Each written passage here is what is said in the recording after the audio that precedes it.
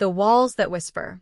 Before we dive in, make sure you hit that subscribe button, because once you step inside Wolston Prison, there's no turning back. They say the sun rises differently over Wolston. It doesn't warm the ground like it does anywhere else in Queensland. Here, it just reveals the scars. Concrete walls, 20 feet high.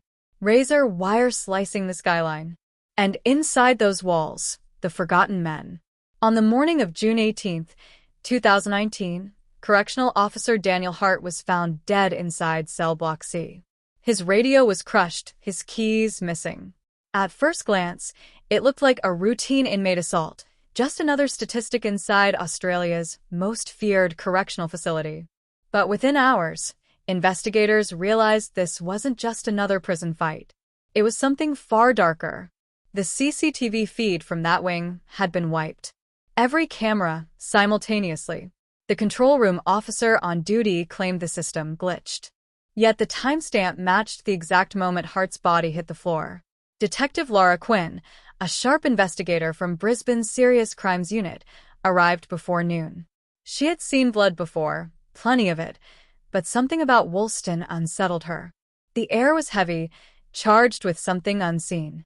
She stood over Hart's body, staring at the small detail that didn't belong, a folded piece of paper inside his hand, stained with blood. It read, "He shouldn't have opened the door." Quinn didn't know what that meant, not yet. But the handwriting was neat. Come. It wasn't written in panic. Whoever did this wanted to send a message. Wolston Prison had a reputation that went beyond its walls. Guards called it the pit. Inmates whispered that once you entered, your name disappeared. This was the last stop for those deemed too dangerous, too unpredictable, and sometimes too inconvenient for the system. Among them was Marcus Doyle, a former detective serving a life sentence for corruption and manslaughter. Once celebrated for cracking major crime rings, Doyle now mopped the same halls he once investigated. When Quinn questioned him about the power outage, he smirked. "You think that's a coincidence?" he asked. "Wolston eats its own. The cameras don't fail here. They get turned off." That night, Quinn stayed late, reviewing what little footage she could salvage. She noticed something odd. Seconds before the blackout, Hart had swiped his keycard to open cell 42. The inmate inside was Eli Turner, a quiet prisoner who rarely spoke and spent most days writing in a notebook no one was allowed to touch. Turner was transferred from another facility months ago under mysterious circumstances. His file was redacted, entire pages blacked out. But the few details available painted a strange picture. Once a software engineer, convicted for exposing confidential government data. Not violent, not aggressive. And yet, he'd been moved to Wolston, a place for violent offenders. Why? When Quinn visited his cell, Turner was calm, polite even. "Officer Hart opened the door," he said softly. "He shouldn't have." The same words from the note. Quinn's instinct screamed that Turner knew more than he let on. But his eyes, cold, steady, revealed nothing. "You think I killed him?" Turner asked, tilting his head. "You're looking in the wrong direction. He was afraid of something long before he came to my cell." Outside the prison, media stormed the gates. "Guard murdered in Australia's most dangerous prison," the headlines read. But inside, silence ruled. Guards avoided questions. Inmates kept their heads down. The prison warden, Colin Reeves, a man with 30 years of service, told Quinn, "Wolston runs on order. Don't let one incident make you think otherwise." But the more Quinn dug, the more the order looked like a cover-up. Maintenance logs showed repeated power malfunctions over the past 3 months, always around the same cell block. And every incident coincided with an inmate transfer that left no trace in the system. She tracked down one of the former guards who had quit abruptly 2 weeks earlier. He refused to meet inside the station, choosing a quiet diner instead. His hands shook as he spoke. "You don't understand," he whispered. "Hart found something he wasn't supposed to. Files, old ones. Stuff from the late 90s when Wolston had that riot. The one they said was contained. It wasn't contained. People disappeared. They buried it literally." Quinn leaned in. "Buried what?" The man looked around, his eyes darting toward the door. "Bodies," he said. behind the west yard, beneath the old storage wing. They built over it. She froze. It sounded insane, a conspiracy born from prison gossip. But Hart's death, the erased footage, the redacted files, everything pointed to something buried deeper than a single murder. Back at the prison, she requested access to the west yard. The warden denied it, citing structural safety issues. That night, Quinn drove past the compound, parking near the perimeter lights. From her car, she could see the west yard, fenced, quiet, with a small section recently paved over with fresh concrete. Her phone buzzed. A blocked number. She answered. Silence. Then a distorted voice whispered, "Stop digging, detective. Wolston isn't what you think it is." The line went dead. The next morning, Quinn returned with a court order to access maintenance records. Reeves looked tense, his jaw set tight. "You're making a mistake," he told her. But she pushed through. In the old archive room, buried under decades of dust, she found a weathered folder labeled W-93 Incident Report. Inside were names of inmates marked as missing. 12 in total. Each entry stamped with the same phrase. Case closed, relocated. But one photo slipped out, a grainy image of a shallow trench filled with shapes wrapped in tarps. On the back, a handwritten note. West Yard. Do not reopen. As she stared at it, the door behind her creaked open. It was Eli Turner. He shouldn't have been there. Inmates weren't allowed near administration. "How did you get in here?" she demanded. He looked at the folder in her hands, his expression calm but cold. "You've just opened the wrong door," he said. Before she could respond, the lights flickered and went out completely. In the pitch-black silence, only one thing echoed through the corridors of Wolston Prison. The sound of keys falling to the floor. The blood beneath the concrete. The lights didn't come back for 7 minutes. When they finally flickered on, Detective Laura Quinn stood alone. The folder was gone. The door was open. And Eli Turner, the quiet, redacted inmate, had vanished. Every officer on site was called in. Roll call confirmed the impossible. All prisoners were accounted for. Turner, according to the system, was still inside his cell. But Quinn had seen him. She wasn't hallucinating. Someone had altered the records in real time. She marched into the surveillance room. The head of security, Sergeant Mooney, was sweating through his uniform. "Check cell 42, she demanded. He hesitated before tapping the keyboard. The feed showed Turner, sitting calmly on his bed, writing in his notebook. The timestamp showed it was live. Quinn's throat tightened. "How?" Mooney didn't answer. But his hand trembled slightly, revealing a tattoo on his wrist, a small black triangle. Quinn had seen it before. It matched the same mark scribbled on one of the missing inmate files in the folder. That night, she copied the names from her memory into her notebook. D. Naylor, K. Hume, B. Torres, all labeled relocated in 1993. She drove back to her motel near Ipswich, replaying the events in her mind. The folder, the trench photo, the note. West Yard. Do not reopen. And Turner's words, "You've just opened the wrong door." The next morning, Quinn visited a retired warden named Arthur Keene, one of the few survivors of the 1993 riot. His house was hidden deep in the hills, half swallowed by trees and time. Keene was frail, eyes glassy, but sharp enough to remember the sound of screaming through concrete. "You're looking into Wolston?" he rasped. "You shouldn't. That place should have been burned down years ago." She showed him the photo she had managed to scan before the lights went out. His hands trembled. "They told us to say it was an inmate fight gone wrong. But they weren't inmates." Quinn frowned. Then who were they? Keene leaned closer. Informants. Whistleblowers. People who knew too much. Wolston was a dumping ground, detective. Not just for criminals, for secrets. He explained how, during the mid-90s, high-level corruption cases involving politicians and police officers were quietly erased. Evidence vanished. Witnesses disappeared. And some, those who couldn't be silenced legally, ended up transferred to Wolston under fake identities.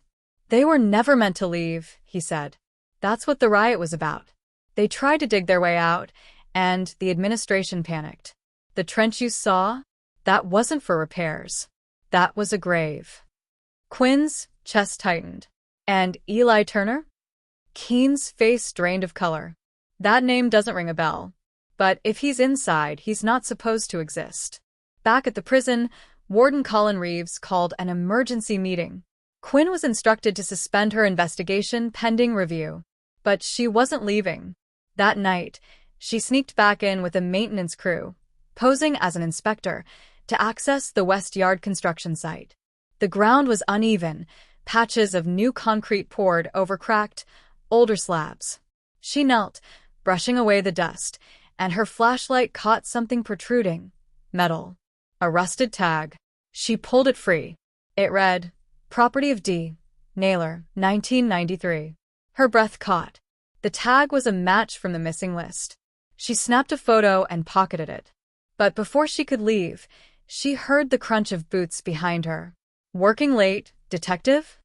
It was Reeves. His voice calm, almost rehearsed. Behind him stood Sergeant Mooney and 2 guards, each armed. "I told you to stop digging," Reeves said. "This isn't your case anymore." Quinn straightened. "You buried people here. You know it." Reeves smiled faintly. "And what do you think happens when a detective accuses a correctional facility of mass murder without evidence? You'll lose your badge before sunrise." He signaled the guards. "Escort her out."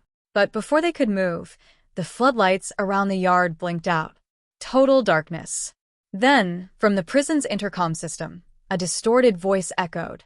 "Officer down. Block C, repeat, officer down." Reeves froze. Mooney cursed. Chaos erupted on the radio. Quinn seized the moment, breaking away and running toward the maintenance corridor. The alarms wailed. Somewhere inside, prisoners were shouting. But when she reached the security wing, she found something chilling. Mooney's body, slumped against the wall, his keycard gone. Pinned to his chest was a piece of paper. "The door is open." Meanwhile, in cell 42, Eli Turner was gone again. The door hadn't been forced. It had been unlocked. Quinn accessed the backup server room, searching for manual camera logs. When she finally pulled the feed, her blood ran cold. At 11:47 p.m., a figure matching Turner's build walked through an unguarded corridor, holding a black duffel bag. Behind him, someone followed, a man wearing a correctional officer's jacket. Zooming in, she saw the face. Daniel Hart, the guard who was supposed to be dead. Her mind raced. The body found in cell block C. Could it have been misidentified? The face was unrecognizable after the attack, the report said. The DNA results, handled by the prison's own lab, never left the building. She replayed the clip. Hart, or whoever he was, turned toward the camera before the footage cut off. His eyes were hollow, almost lifeless. In the background, a voice whispered faintly through the static. "Not everyone buried here stays buried." By morning, federal agents had arrived. The prison went into full lockdown. Quinn was removed from the premises, officially for her safety. But as she drove away, a notification popped up on her phone. An email from an unknown sender, subject line, "You were right." Attached was a video file. Grainy night vision. A figure digging beneath the West Yard, uncovering shapes, tarps, chains, bone fragments. And in the corner of the frame, visible for just 1 second, was that same black triangle tattoo, etched into the concrete itself. Quinn gripped the steering wheel, her pulse pounding. This wasn't just a cover-up. It was a system. A network that had used Wolston for decades as its graveyard. But before she could open the next attachment, her phone shut off. Not died, shut off. A forced remote kill command. Then, in the reflection of her windshield, she saw him, standing in the parking lot across the street. Eli Turner, watching her. He raised a finger to his lips, then turned and disappeared into the fog. That night, as she sat in her motel room surrounded by files and half-burned evidence, Quinn whispered to herself, "They buried the truth in concrete, but the cracks are showing." Outside, sirens wailed in the distance, fading into the dark. And inside the walls of Wolston Prison, the lights flickered again. This time, they didn't come back on. The truth buried alive. The storm rolled over Ipswich before dawn, rain hammering against the windshield of Detective Laura Quinn's car as she drove back toward Wolston. She'd been suspended, stripped of clearance, and threatened with prosecution for interfering in a federal investigation. But none of that mattered anymore. The video she'd seen, the shapes under the concrete, the triangle mark, played over and over in her head like a nightmare. And the man she saw in that parking lot, Eli Turner, wasn't just a ghost in the system. He was part of it. Her phone vibrated again, a private number. She hesitated, then answered. A voice she recognized spoke softly, almost mechanically. "You need to see what's beneath the chapel." Then the line went dead. The Wolston Prison chapel sat at the far edge of the compound, built years after the 1993 riot, right on top of the old West Yard. Quinn knew she couldn't enter officially, so she reached out to an unlikely ally, Marcus Doyle, the disgraced ex-detective serving life. She met him in the visitation room under the guise of a legal consult. The guards didn't care. Doyle leaned forward, his eyes sharp despite years behind bars. "You're not the first to ask questions about Wolston," he said, "but you might be the last." She slid him a photo of the trench. "You were here during the riot, weren't you?" He nodded slowly. "I was a rookie cop then. We were told the riot was a security breach. But when we arrived, there was no fire, no chaos. Just silence. The inmates had been locked in the chapel, every single one of them. And then they sealed the doors." "Sealed them?" "With welding torches," he said. "They told us it was to contain the violence. But when we cut it open the next morning, there were 37 bodies inside. The ones who survived disappeared into transfer trucks. I heard the screams. I'll never forget them." Quinn felt her stomach twist. "And the chapel now?" "They rebuilt it. Over the same spot. Call it divine irony." That night, Quinn parked near the outer fence, dressed in a security uniform she'd borrowed from a contact. Using Mooney's stolen keycard, the one she'd found beside his body, she slipped through the service entrance. The halls were quiet, empty except for the hum of generators. When she reached the chapel, her flashlight revealed cracked walls and peeling paint. On the pulpit, a brass plaque read, "In memory of those who found redemption within." She felt the floorboards under her boots, hollow. Using a crowbar from the maintenance room, she pried one loose. Beneath it was concrete, newer than the surrounding foundation. And etched faintly in the cement was that same symbol, a black triangle. She ran her hand along it and felt an edge. A hidden hatch. Quinn hesitated. Then she pulled. The metal door creaked open, revealing a narrow staircase spiraling into darkness. She descended slowly, the air growing colder with each step. At the bottom was a corridor, brick walls, leaking pipes, and rows of locked metal doors. A forgotten wing. Inside one cell, she found old files stacked in plastic crates, inmate records dating back to the 1980s. Many had been stamped redacted in red ink, but one file sat on top, clean, new, and marked E. Turner, classified. Her hands shook as she opened it. Eli Turner, real name Elijah Trent, born 1979. Former cybersecurity specialist for the Queensland Department of Justice. Arrested for leaking digital evidence of Operation Iron Gate, a covert program that used prisons to house whistleblowers under false names. He was never sentenced, never tried, simply placed. The file ended with a final note. Status. Asset contained. Do not release. She stared at it in disbelief. Wolston Prison wasn't just a facility, it was a machine designed to erase people. The ones who exposed secrets. The ones who didn't fit. A noise echoed behind her. Footsteps. She turned. Eli stood in the doorway, his notebook in hand. "I told you, detective," he said softly. "You shouldn't have opened the door." Quinn raised her flashlight toward him. "Who are you really?" He stepped closer, his expression calm. "Once, I believed in truth. I thought exposing corruption would make things better. Instead, they set me here to keep me silent. But silence becomes power when you control who hears it." He set the notebook on the floor and pushed it toward her. "Everything you need is inside. names, transfers, locations. The system doesn't fear the truth. It fears proof. Then why help me? She asked. Because it's already too late for me, he said. But not for you.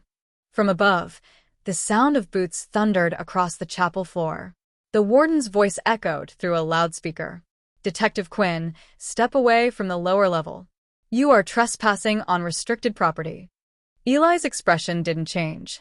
They'll erase you too, just like they did the others. Quinn snatched the notebook and ran. The staircase shuddered as floodlights flared overhead. Guards poured into the chapel, shouting orders. She ducked behind pews, darting toward the exit. A gunshot cracked through the room, not aimed at her, but at Eli. He stumbled, fell to his knees, blood pooling beneath him. Reeves approached slowly, pistol smoking. He was never supposed to leave this place, he said coldly. Quinn aimed her flashlight at him. You killed him to protect your system. He shook his head. No, detective. I killed him because he was about to destroy it. But before he could finish, Eli coughed out a final, ragged laugh.